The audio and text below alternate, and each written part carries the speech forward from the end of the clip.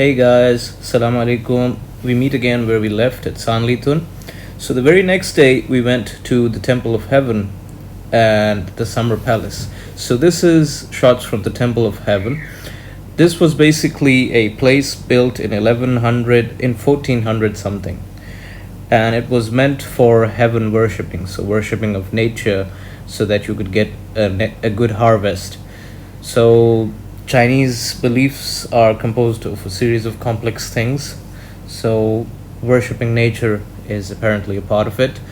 So it's a very large complex spread over a very large area. They're composed of the Sun Temple, the Moon Temple, and the Sky Temple. So it's spread over a large area and has different sections in it. Then we went to the Summer Palace Garden. So these pictures are from the Summer Palace Garden. That was built in 1100. So construction started in 1100 and then different sections were kept on building. So it started during the Jin dynasty and all the way up to the Qing dynasty, the last dynasty. In 1700, portions were being constructed, even 1800 and even in 1900. So this is similar for all over China because the imperial rule of different dynasties has lasted over several centuries. So here there are temples at the entry points. You enter and then you keep ascending to see different sections. So all the roofs are covered with beautiful paintings and beautiful stuff. It's made of wood. The top layer is glazed tiles that kept on being repaired time and again, and the walls being kept on painted time and again, and the interiors also being restored every now and then. So that's the reason for the bright colors and everything in a well-preserved way, is that a regular maintenance. So even if you peek around, you can see maintenance tiles lying around here and there. So this is stone steps. These are the stone steps that you have to climb up to reach the next point. So you keep ascending and then you reach a level and then you start descending. So it's a very large park. You can say 600 acres or something. So at the highest point you can say there is this temple structure.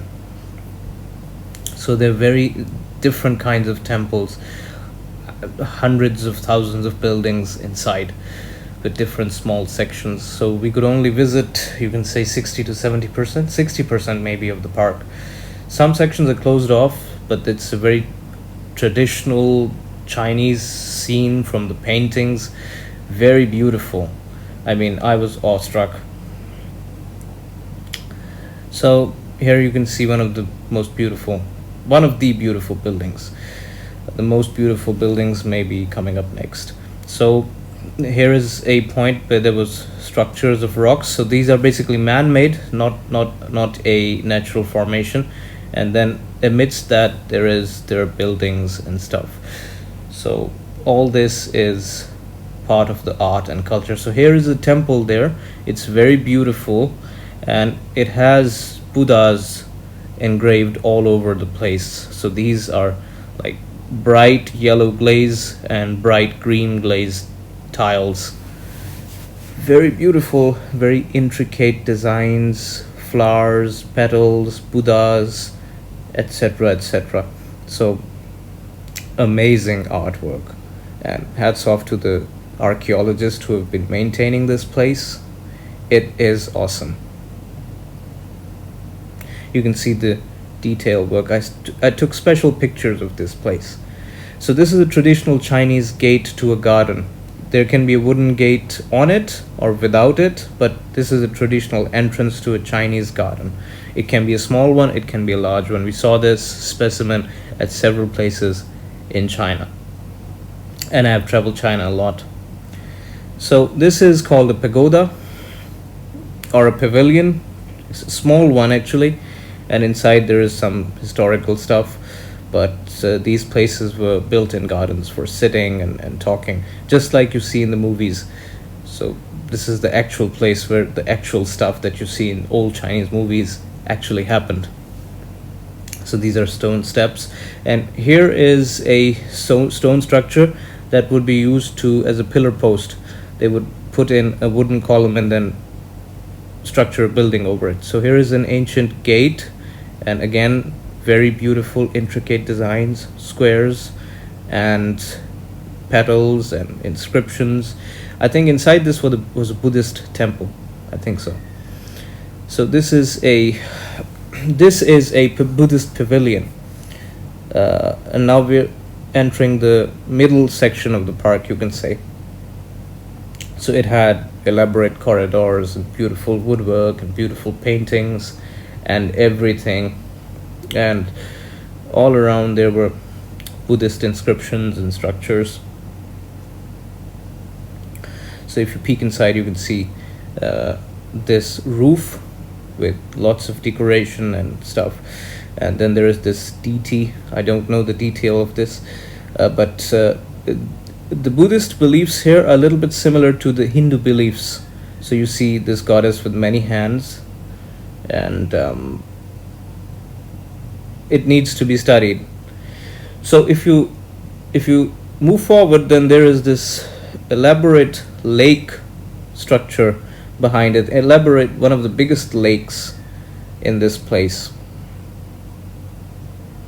So I think it's called the Kunming Lake. Kunming is an entirely different province in China. Some of my very good friends came from Kunming. So this lake has lots of boats and everything, and then there is a bridge somewhere you can see in the distance. We couldn't get there, it's too far, but we did a little bit of boating, I think. So you see the yellow glazed tiles here in the foreground, and in the background you can see the entire Kunming Lake. So this lake is a part of this park, right? This place, and then in the background you can see modern China. This is one of the most beautiful pictures. Old merged with new. So this is me taking a picture of myself, and the beautiful paintings on the roof, the beautiful decorations and the symbolism in it. And if you notice, there are small paintings even inside the decoration places. So you're basically dumbfounded when you look at this stuff and the way it has been maintained. Look, this is very beautiful. Ancient Chinese and ancient Manchu language. If you look at the small blue golden tablet that's attached to the top of the roof. And this is these are pots made for cooking wine, maybe, I think. And small bridges in the park with specially engraved banisters. Then there is this ancient structure again, and then if you look from down below, if you look into a pavilion, this is what you see on the roof. So colorful paintings, and then special paintings inside them, and if you see brown and blue and all green, and so lots of hard work has been done. So this kind of reflects the Chinese culture, actually. Too much attention to detail, yes. So then we were taking pictures everywhere. This is tickets for the Summer Palace, also known as the Summer Palace Garden, Emperor's Summer Palace Garden. These are the glazed tiles with dragons. These are the rock structures that I already told you about in the middle.